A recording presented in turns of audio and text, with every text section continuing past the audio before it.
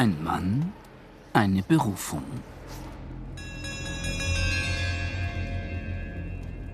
Also für mich war das immer absolut faszinierend. Also zum einen natürlich das Feuer, der Rauch und dieses Urtümliche, was eigentlich dem Handwerk anmutet. Und dann auf der anderen Seite auch das Material. Ich muss sagen, also wenn ich in eine Werkstatt komme und ich rieche allein die Kohle, dann bekomme ich schwitzige Hände, weil ich mir denke, ich will jetzt was machen. Das ehemalige Hammerherrenschloss in Theuern bei Amberg, heute Bergbau- und Industriemuseum Ostbayern. Hier schlummert Martin Schreiners zweite Seele. Neben seiner Leidenschaft als Schmied hütet er als Museumsleiter Schätze der Montangeschichte. Eine Luppe aus Roheisen. Aufwendig wurden dazu in sogenannten Rennöfen Erz und Holzkohle erhitzt. Die Hochblütezeit dieser Art der Eisengewinnung in der Oberpfalz war im Spätmittelalter. Also das Amberger Schieneisen ist die Grundlage für die Erzeugung von Gerätschaften und Eisenwaffen. Und man kann auch davon ausgehen, dass wirklich ein Großteil des Eisens tatsächlich in der Oberpfalz hergestellt wurde. Und deswegen spricht man auch sehr gerne heute vom Ruhrgebiet des Mittelalters. Mich bringt es auch wissenschaftlich natürlich weiter, wenn man weiß, also was den Werkstoff ausmacht und wie er verarbeitet wird und das auch handwerklich beherrscht, ist es natürlich einfacher, auch Rückschlüsse darauf zu ziehen, also wie die Leute früher Eisen erzeugt und verarbeitet haben. Deshalb hat Martin Schreiner in Regensburg an der Universität ein Kooperationsprojekt des Bergbaumuseums im Bereich der historischen Eisenforschung ins Leben gerufen.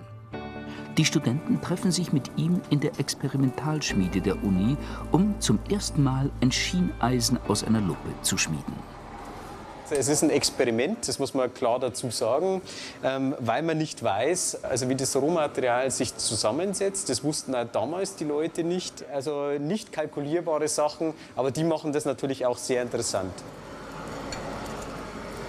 Es ist also ein sehr erhebendes Gefühl, weil man natürlich jetzt halt aus dem Erz selber formbares Material schafft. Das heißt, also Eisen erzeugt, wie man es einfach früher gemacht hat. Und das ist natürlich ein ganz anderes Gefühl, wenn man mit so einem Material arbeitet, als jetzt mit einem vorgefertigten. Ganz am Rand. Vorsicht.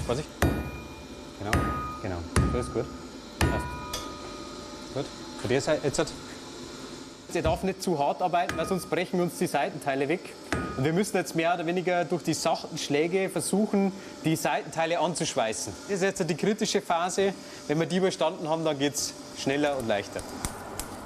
Äußerste Vorsicht. Der Klumpen ist noch sehr fragil. Gut, ja, passt. Wurscht, weiter. Warte. Also wir können es wieder anschweißen. Also wenn es große Stücke sind, dann geht's. Ja.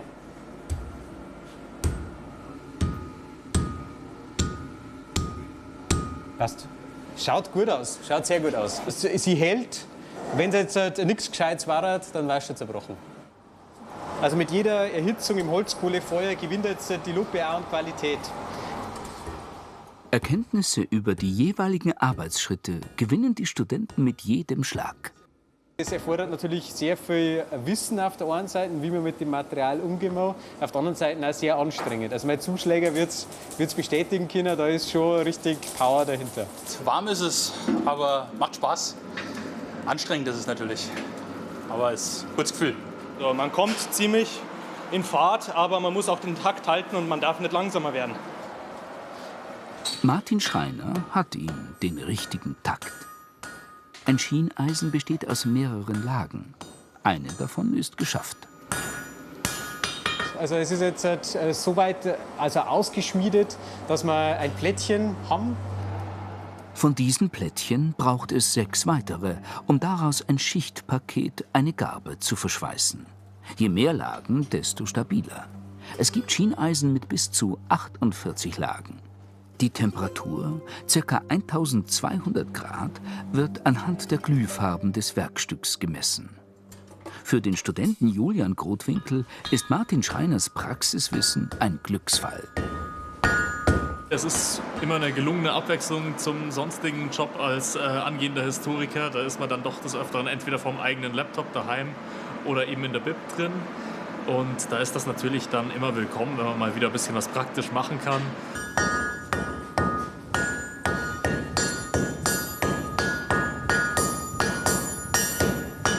Die letzten Schläge bekommt das Schieneisen vom Meister selbst. Jetzt bin ich zufrieden. Also wir haben jetzt das Paket komplett verschweißt, in mehreren Schritten, so wie man es früher auch gemacht hat. Vom Prinzip haben wir jetzt eine Mini-Variante des Amberger Schieneisens vor uns. Und ja, also wenn man sich das so vorstellt, was da alles für Arbeit drin steckt, dann kann man sich denken, also warum das Eisen damals eine wertvolle Geschichte gewesen ist.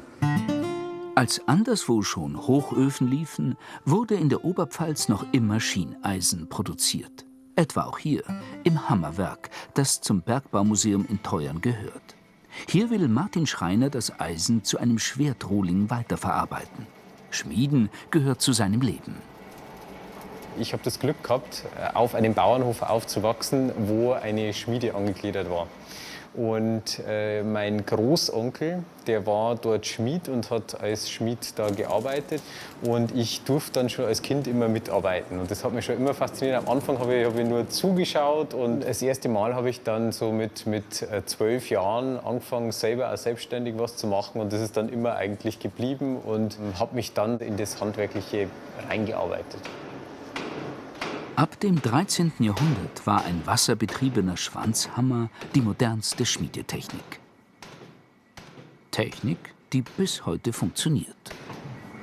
So ein Schwanzhammer ist natürlich was Besonderes, weil da spürt man die Gewalt, die dahinter steckt, die Kraft relativ nah und das ist ein ganz eigenes Gefühl der Umformung, das hier stattfindet. Also auch durch diesen Takt, durch dieses Heben und Senken, das ist eine ganz eigene Art des Schmiedens.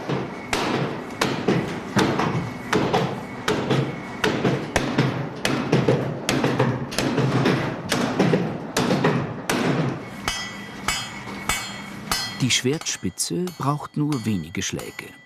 Der Rohling wird später noch gefärbt und bekommt den Feinschliff.